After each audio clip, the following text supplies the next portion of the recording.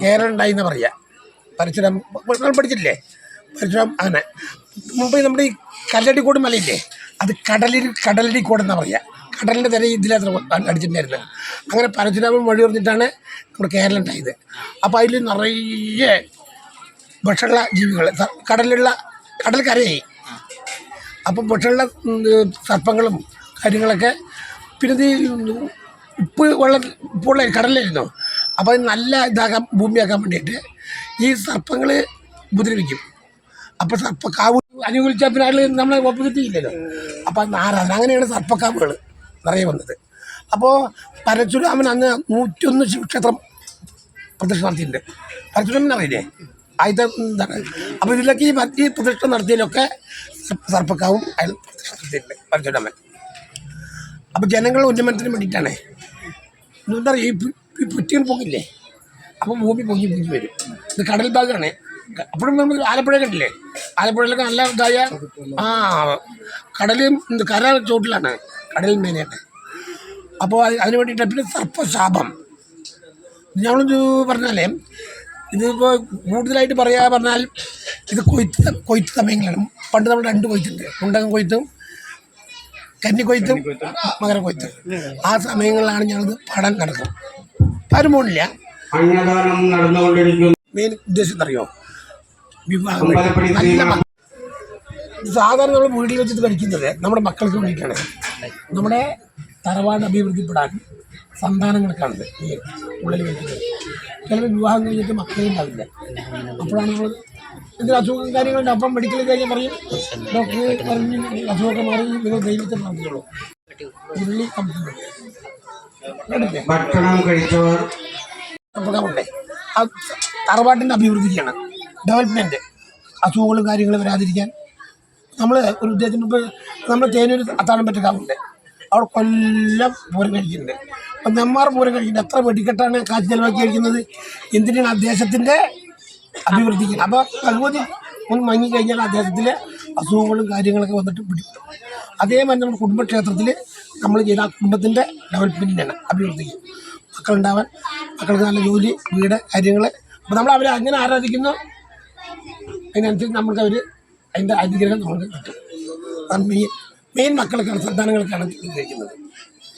പണ്ടൊക്കെ പറയേ കല്യാണ പന്തലിലെ തുള്ളിൽ പറയും, കല്യാണ പന്തൽ തുള്ളിൽ നിങ്ങൾക്ക് അത്ര അറിയില്ല. ഈ പെൺകുട്ടികൾ ചുവ്വാദോഷം വിളിക്കുന്നുണ്ടാവും. 8 ചുവ 6 ചുവ എന്നൊക്കെ. അപ്പോൾ ഈ ചുവ വന്നാൽ പിന്നെ ആര് നോക്കിയാലും ഈ കെട്ടിക്കൊണ്ടു ജാതകം ചെയ്യില്ല.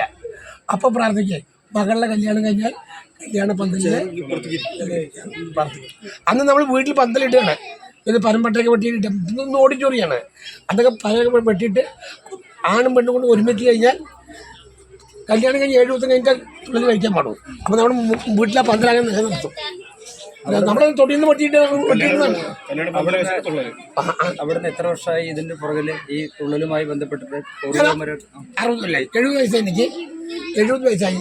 6-7 വയസ്സാകുമ്പോൾ അച്ഛൻ്റെ കൂടെ തന്നെ നടന്നിട്ട് ഇതിന് വേറെ സ്കൂളൊന്നുമില്ലേ, പരമ്പരാഗത പോയിട്ടാണ് ഇത് കളമെഴുത്ത് പാട്ടൊക്കെ പഠിക്കുന്നത്. ഈ പാട്ട് എങ്ങനെയാ പഠിക്കുന്നത്? പാട്ട് നാഗപർവം, മഹാഭാരതം കേട്ടിട്ടാണോ പഠിക്കുന്നത്? അല്ലല്ല, മഹാഭാരതത്തിൽ വരുന്നതാണ്. നാഗപർവത്തിന് എടുക്കുന്നതാണ്. കളം പറഞ്ഞാൽ നിങ്ങളിപ്പോൾ 100 ദിവസം കഴിക്കുകയാണെങ്കിലും ഒരു ദിവസം 2 കളം കഴിക്കുക. കൂടുതൽ ദിവസം ഉണ്ടാകുമ്പോൾ ഇപ്പോൾ ഒരു ദിവസം 3 കളം കഴിക്കും. വരഞ്ഞ കളം വരയില്ല. അവിടെ സർപ്പങ്ങൾ മാറിക്കൊണ്ടേയിരിക്കും. അവർക്കടപ്പം തലയും. ഏറ്റവും കോസ്റ്റ്ലി വന്നത് അനന്തസേനാണ്, ഭഗവാൻ കിടക്കുന്നത് അനന്തസേനം. അതൊക്കെ ഒരു കളം കഴിക്കാൻ കൊണ്ട് 1.5 ലക്ഷം വരും. 2 ദിവസം ഒരു കളത്തിന് നമ്മൾ മഹാവിഷ്ണുവാണേ കിടക്കുന്നത്. അപ്പോൾ സാധാരണക്കാരൻ പൂജിക്കാൻ പറ്റും. ഇമ്പ്രാഞ്ചിൽ തന്നെ പോകണം. ഞാൻ ഇപ്പോൾ 2 കളം കഴിച്ചു.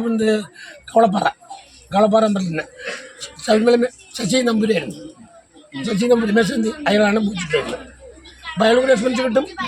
അയാൾ ഗസ്റ്റ് ഹൗസിൽ താമസിക്കണം. അപ്പം നിറയെ ആൾക്കാർ കാണാൻ പോകും. ശബരിമല പോയിട്ടുണ്ടെങ്കിൽ അയാൾ കാലം പിടിക്കാൻ പറ്റില്ല, കാണാൻ പറ്റില്ല. പൂജിക്കാൻ വരുമ്പോഴും നമുക്ക് കളങ്ങളൊക്കെ ഓർഡർ ഉണ്ടോ? ഫസ്റ്റ് ഏതാണ് അല്ലെങ്കിൽ അപ്പം നമ്മൾ ഒരു ദിവസം കഴിക്കാൻ പറഞ്ഞാൽ അപ്പം നമ്മളിവിടെ ആദ്യം ഇപ്പം നമ്മൾ അയ്യപ്പൻ കള കഴിക്കുന്നത് 4 കള കഴിഞ്ഞിട്ട് 3 ദിവസം സാധാരണ കഴിക്കാറാണ്. അത് 3 കളാക്കി മാറ്റിയത്. ആൾക്കാർക്ക് വന്നിടത്ത് നിൽക്കാൻ പറ്റില്ല, സാധനങ്ങൾക്ക് വില കൂടി, ഞങ്ങളെ എക്സ്പെൻസ് കൂടി, ഇതൊരു കൂട്ടായ്മ. ഇപ്പോഴാണ് ഇപ്പോൾ കാറ്ററിംഗ് ഒക്കെ പറയാൻ തുടങ്ങി. അന്നൊക്കെ നമ്മൾ തന്നെ മുറിച്ച് ഉണ്ടാക്കുക, കൂട്ടുകൊണ്ടുപോയാൽ കൂടും, നമ്മൾ തന്നെ മുറിക്കും. മൺഫണ്ട കല്യാണത്തിന് എങ്ങനെയാണ് നമ്മൾ തന്നെ മുറിക്കുക, നമ്മൾ തന്നെ വയ്ക്കും, നമ്മൾ തന്നെ കൊടുക്കും. ഇന്നൊക്കെ നല്ല സൗകര്യത്തിന് വേണ്ടിയിട്ട് കാറ്ററിംഗ് ഉണ്ട്. അപ്പോൾ ഒരു കൂട്ടായ്മയാണ്. അവർ കൊല്ലത്തിൽ എല്ലാവരും കൂടും. അപ്പോൾ എന്തൊരു വൈരാഗ്യം ഉണ്ടെങ്കിലും നമ്മൾ അങ്ങോട്ട് ഇങ്ങോട്ട് എന്തെങ്കിലും ജ്യേഷ്ഠനിയന്മാർ വല്ല പ്രശ്ന കാര്യങ്ങളുണ്ടെങ്കിൽ ആ കൂട്ടായ്മയിൽ തീരും. പുതിയ തലമുറ സൃഷ്ടിക്കുന്ന, അതായത് ഇത് പകർന്നു നൽകണ്ടോ? പകർന്നു ഇത് കൂടുതൽ പഠിക്കുന്ന ഇപ്പോൾ ഡിഗ്രി എടുക്കണവർക്ക് ഒരു നാടൻ കല എടുക്കണം. എക്സാമിനേഷൻ എഴുതാൻ, പരീക്ഷ എഴുതാൻ.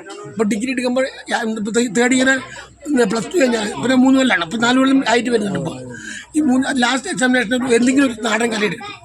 പാളം പൊറാട്ട്, ഇതേമാതിരി ഞങ്ങളൊക്കെ ഇത് ചെണ്ട, ഭരതനാട്യം എന്നിട്ട് നാടൻ കല എടുത്തിട്ട് അതിൽ പ്രബന്ധം തയ്യാറാക്കണം. എന്നിട്ട് പ്രൊഡ്യൂസ് ചെയ്താലാണ് ഇവർക്ക് പരീക്ഷ. അംഗീകാരം വല്ലതും നിറയെ അംഗീകാരം കിട്ടുന്നുണ്ട്. ഞാനൊരു ജില്ലാ കൗൺസിലുള്ള സമയത്ത് 100 കുട്ടികളെ പഠിപ്പിച്ചിട്ടുണ്ടായിരുന്നു. 100 കുട്ടികളെ. അന്ന് KK MLA ആയിരുന്നു, തരൂർ MLA ആയിരുന്നു. അപ്പോൾ മുമ്പിലാണ്, അതിൻ്റെ മുമ്പിൽ പണ്ടെന്നാണ്. അപ്പോൾ ശരി ഞായർ മാത്രമേ ഉള്ളൂ. അപ്പോൾ ഈ 100 കുട്ടികളെ കിട്ടിയ പറഞ്ഞാൽ സ്റ്റുഡൻസാണ് പഠിക്കണം. മുസ്ലിങ്ങളും പഠിച്ചിട്ടുണ്ടായിരുന്നു, മുസ്ലിം കുട്ടികളും. അപ്പോൾ ശനി ഞായറും ട്രാൻസ്പോർട്ടിംഗ് ഒക്കെ മുമ്പിലെ പണ്ടെന്ന് വരുന്നതാണ്. ഒരു സ്കൂളാണ്, ഞങ്ങളുടെ ഒരു സ്കൂളുണ്ട്, അവിടെ എല്ലാം രാവിലെ വരും. പുള്ളുവൻ പാട്ട് അതേമാതിരി വേറെ കാര്യം പഠിപ്പിച്ചിട്ടുണ്ട്. വേറെ സ്കൂളുണ്ട്. ഇത് മിനിമം എത്ര ദിവസം കഴിക്കണം ഈ കളമൊക്കെ? അത് നമ്മൾ മിനിമം പറഞ്ഞാലേ അല്ല, മിനിമം പറഞ്ഞാൽ നമ്മളിപ്പോൾ 1 ദിവസം, 2 ദിവസം, 3 ദിവസം, 5 ദിവസം അങ്ങനെ ഉണ്ടല്ലോ. വലിയ ഫാമിലി ആണെങ്കിൽ ഇപ്പം ഞാൻ 1 മാസം കഴിക്കുന്ന വീടുകളുണ്ട്. കടമ്പഴിപ്പുറം അവർ 100 വീടുകളുണ്ടാവും, ജ്യേഷ്ഠനിയന്മാരെ. അപ്പോൾ ഒരാൾ 1 ദിവസം കഴിക്കാൻ പറയും. അപ്പോൾ 100 ഫാമിലി ഉണ്ടെങ്കിൽ 2 മാസം വരെ 2 മാസം തുടർച്ചയില്ലേ 2 കളെ കഴിക്കും. എനിക്കൊന്ന് ചോദിക്കാനുള്ളത്, നിങ്ങൾ ഈ പല സമുദായങ്ങൾ ഓരോരോ അവരുടേതായ ഒരു തൊഴിലുണ്ട്. അതെന്ന് വെച്ചാൽ നിങ്ങൾക്ക് ഈ പുല്ലുവൻ എന്നുള്ളത് ഞാൻ വായിച്ചു കേട്ടതാണ്. അങ്ങനെ പുൽക്കൊടിയിൽ നിന്ന് സൃഷ്ടിച്ചു ശിവന്റെ ഒരു അങ്ങനെ ഒരു ബ്രഹ്മാവാണ് സൃഷ്ടികർത്താവ്. അപ്പൊ ഞങ്ങൾക്ക് ഈ നാഗങ്ങളെ ആരാധിക്കാൻ വേണ്ടിയിട്ട് ഈ വീണി അശ്വന്റെ ഉടുക്കിന്റെ ഒരു ഭാഗമാണ്, ഉടുക്കിന്റെ ഒരു ഭാഗമാണ്. അപ്പൊ ഇത് പറഞ്ഞാൽ മെയിൻ കേസ് ഉണ്ടല്ലോ, ഗണപതിക്ക് സുബ്രഹ്മണ്യ സ്വാമിക്ക് നാവൂർ പാടാൻ വേണ്ടിയിട്ട് പാർവതി അരുൾ ചെയ്താണ് ഭർത്താവിൻ്റെ അടുത്ത്. അപ്പോൾ കുട്ടികൾക്ക് നാവൂർ പാടണം. മെയിൻ നാവൂർ പാട്ടാണ് ഇതിന് മെയിനെ. എന്ത് നാവൂർ വന്നാലും അതിനൊക്കെ സർപ്പശാപം, പക്ഷി വീഴ, എല്ലാം പാടി ഒഴിപ്പിക്കും. മാറാൻ വേണ്ടിയിട്ടുള്ള ഓരോ അല്ലേ ഈ പുള്ളുവൻ പാട്ട് പാടുന്ന പുള്ളുവൻ പാട്ടിന്റെ വാദ്യോപകരണങ്ങളൊക്കെ ഏതൊക്കെ രീതിയിലാണ്, എന്തൊക്കെ തരത്തിലാണ്? അതിപ്പോ ജാവ തുളരാകുമ്പോൾ ഇടത്തളം ഉപയോഗിക്കും. മെയിനായിട്ടുള്ള ഉപകരണം കുടം വീണ. അതില് ശ്രീ മഹാദേവൻ തന്റെ ശ്രീവീണ കുടം കൊണ്ട് അവൻ പറയുന്നത് തന്നെയാണ്. ശ്രീ മഹാദേവന്റെ ശിവന്റെ ശ്രീ മഹാദേവൻ പ്ലേറ്റിൽ കൊട്ടണത് അതുപോലെ അത് കുടവും വീണവും കിണ്ണവും കൊണ്ട് കൂടെ പരിഷ്കരിച്ചു. നിറയ്ക്കുന്ന ഒരു സമ്പ്രദായം ഉണ്ടല്ലോ, സമ്പ്രദായത്തെ കുറിച്ച് കുടം നിറയ്ക്കുന്ന സന്താന സൗഭാഗ്യം ഉണ്ടാവാൻ, വിവാഹ തടസ്സങ്ങള്.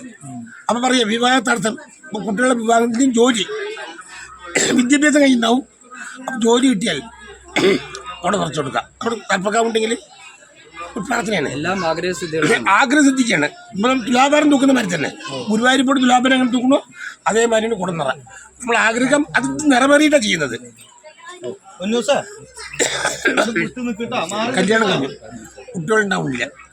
അപ്പം കുട്ടികളുണ്ടായാൽ കുടം നിറയ്ക്കാം. അപ്പം കുടം നിറയ്ക്കുമ്പോഴാണ് പാട്ടിൽ പറയുക അങ്ങനെ പറയും, സന്താനം സൗഭാഗ്യം ഉണ്ടായാൽ നാഗം പാട്ട് കഴിക്കാം, പ്രാർത്ഥിക്കാണ്.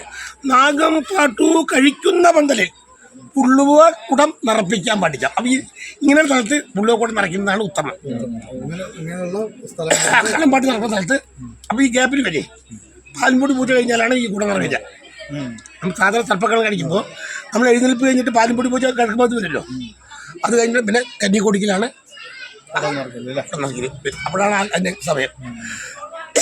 എന്നിട്ടാണ് പിന്നെ നമ്മൾ ഭഗവതിക്ക് നമ്മൾ ഉദ്ദേശിച്ച കാര്യങ്ങൾ നടന്നാലേ ചെയ്യുള്ളൂ. അതാണ് നടന്നിട്ടാണ് പ്രാർത്ഥിക്കുക, നടന്നു കഴിഞ്ഞാൽ. ഈ കളമ്പാട്ടും നമ്മൾ ഈ തുള്ളൽ വയ്ക്കുന്നതും തമ്മിലുള്ള വ്യത്യാസങ്ങൾ എന്താണ്?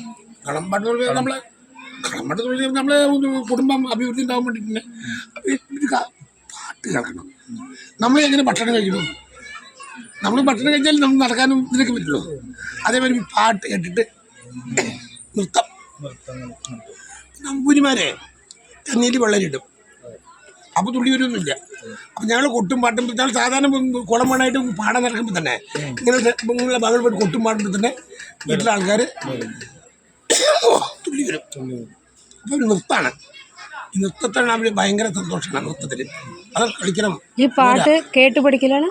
അല്ല, കേട്ട് പഠിക്കില്ല. അതാണ് മഹാഭാരതത്തിലെ പരീക്ഷത്തിൽ രാജാവിന് തർക്കം പറ്റില്ലേ.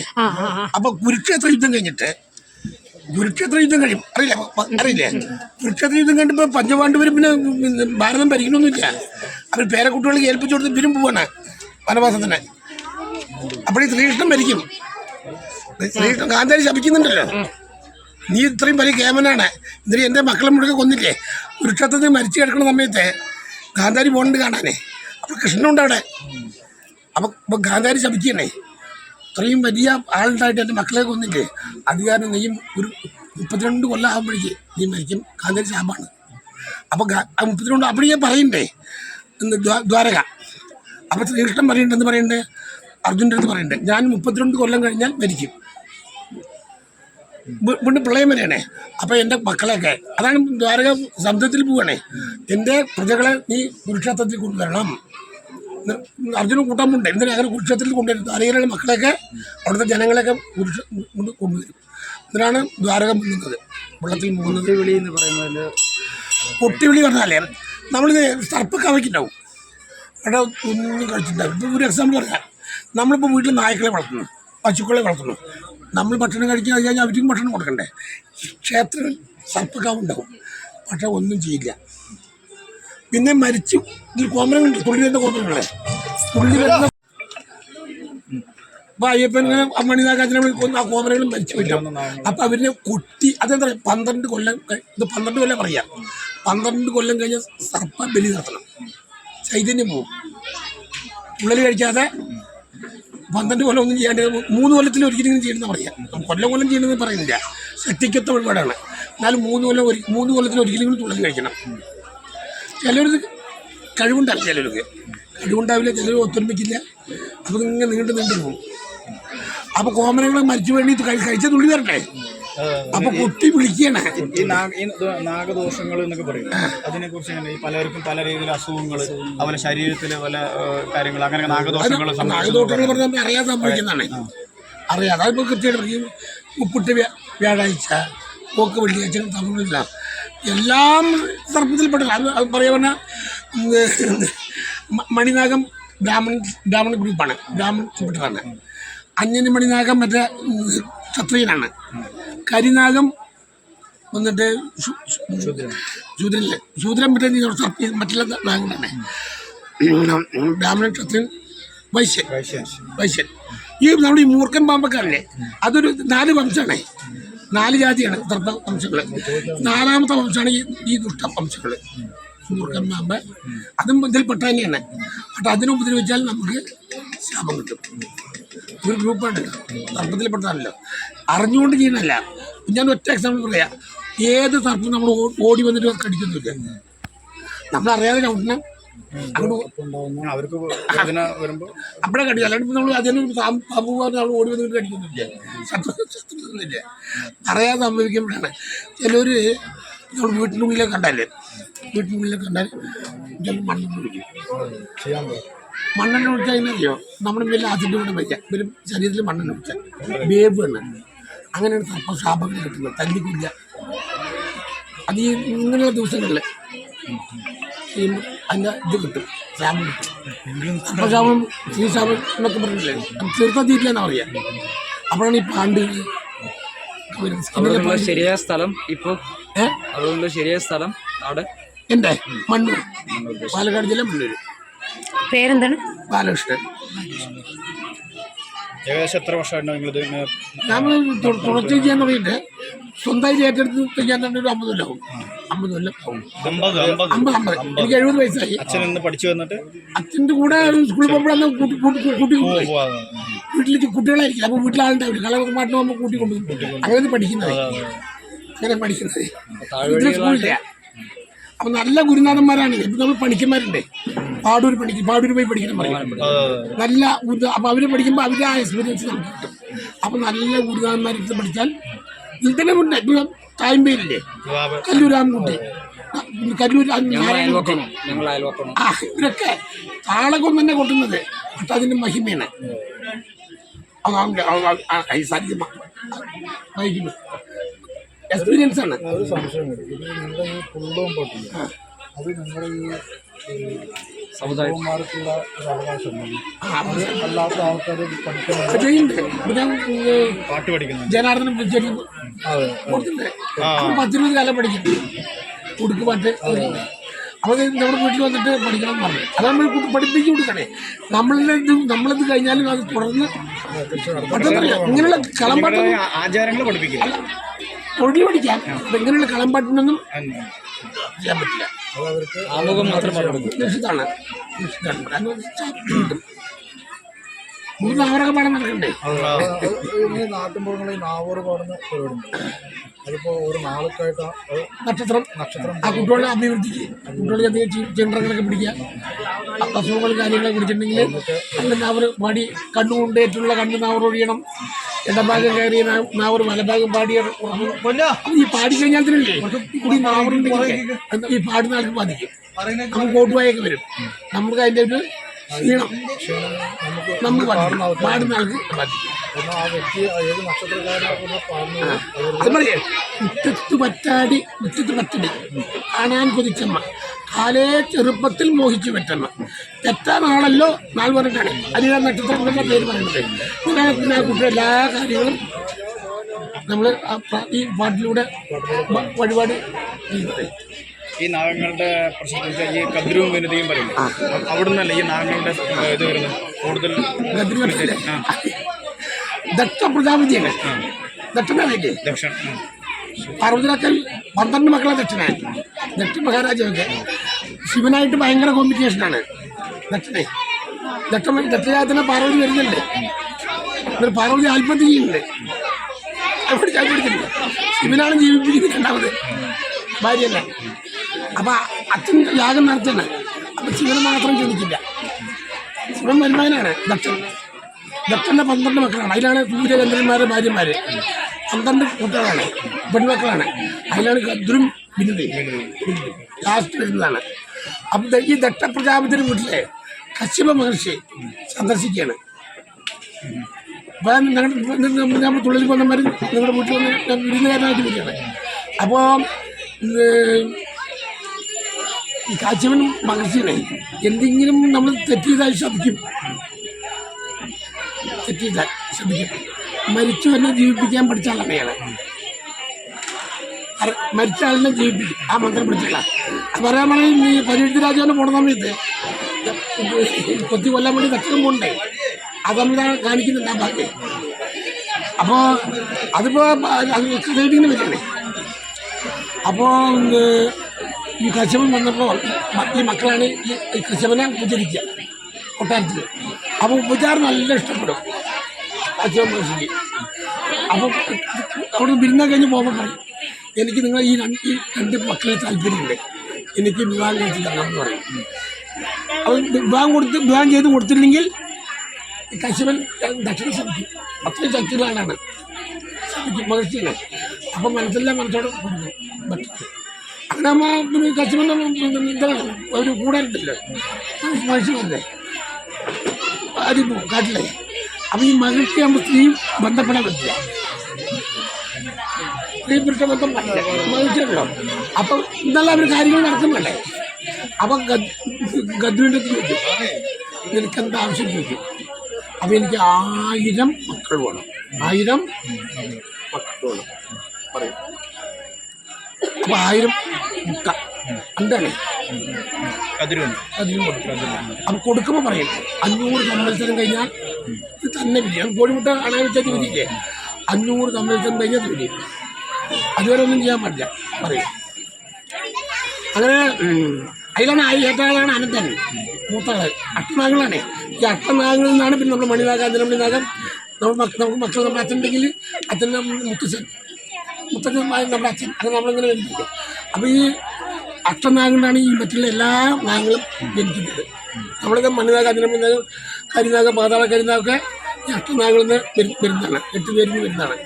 അതാണ് ഈ അഷ്ടനാഗങ്ങളും കഴിക്കണം പറയുന്നത്. അതാണ് അതിൻ്റെ മൊത്തം പറയുക. അപ്പം ഈ അഷ്ടനാഗങ്ങളും കഴിച്ചാൽ എല്ലാ തർപ്പങ്ങളെയും ഇൻക്ലൂഡ് ചെയ്യും.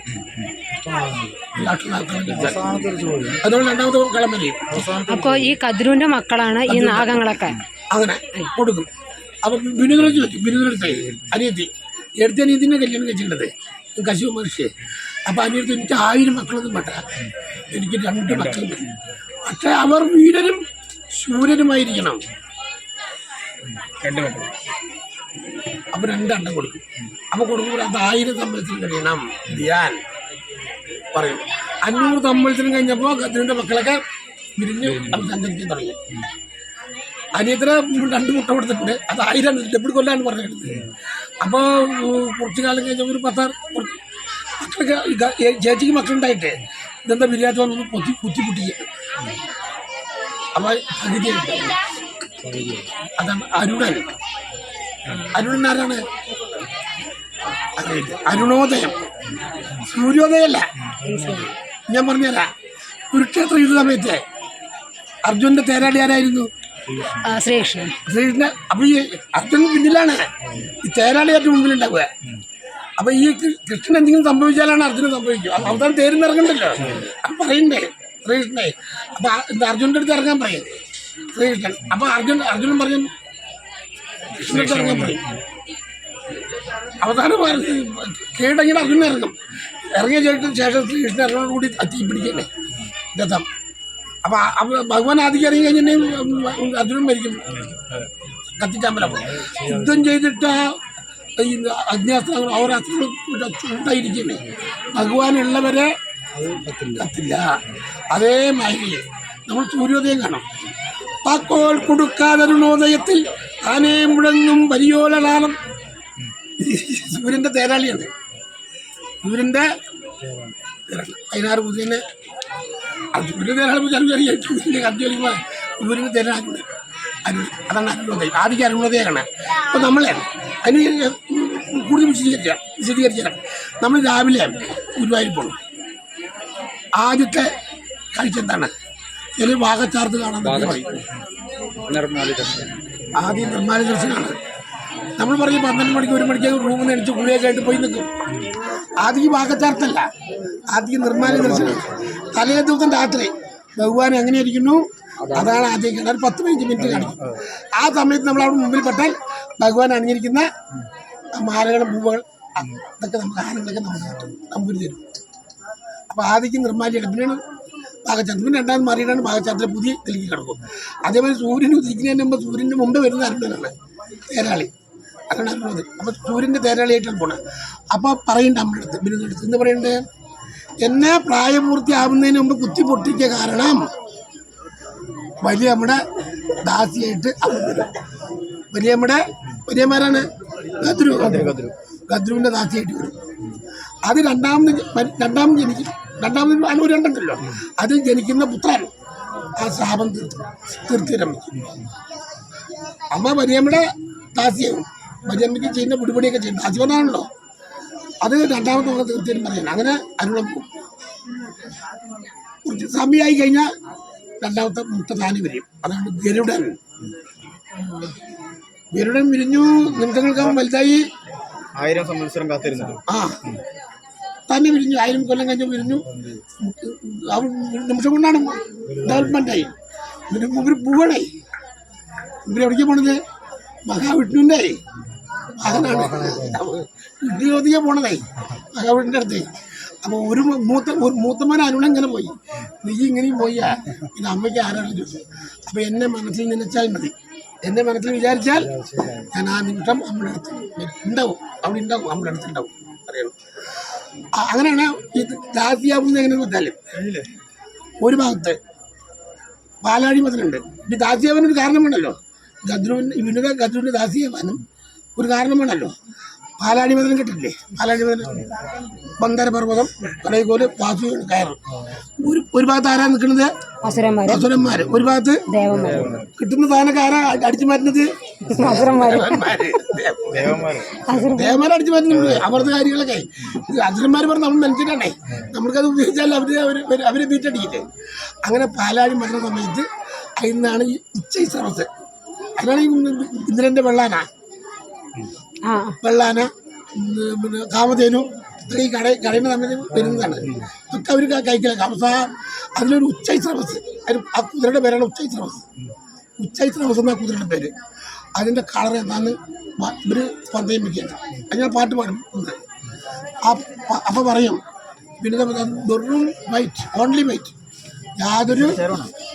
യാതൊരു പുള്ളികളൊന്നുമില്ല, വെറും വെള്ളയാണ് അറിയണേ. അപ്പോൾ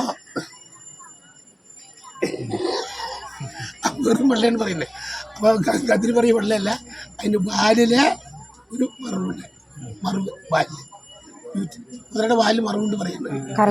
മറവില്ല, കറുത്ത മറവുണ്ട് പറയണം. മറവില്ല, പൊതുവില്ല, അങ്ങനെ ചതിയണേ. അപ്പോഴാണ് ഒരു പാട്ടിങ്ങനെ വരെ ഇത് പറഞ്ഞ ശേഷം ഗദ്രു മക്കളെ വിളിക്കും. മക്കളെല്ലാവരും മാതൃ സമീപരെ എല്ലാവരോടും പറഞ്ഞു പറയാം. ഗദ്രു പറയുന്നത്, മക്കളെ നിങ്ങൾ പോയി ഉച്ചൈ സർവസിൻ്റെ കുതിരയുടെ വൃഷ്ടത്തിൻ വാലിന്മീല് അഞ്ജനാ വർണ്ണമായി ചെന്നു കിടക്കണം കുഞ്ഞുങ്ങൾ ആരെങ്കിലും. നിങ്ങൾ ആരെങ്കിലും പോയിട്ട്, അപ്പോൾ ചെറുപ്പങ്ങൾ ചെറുതാവാം.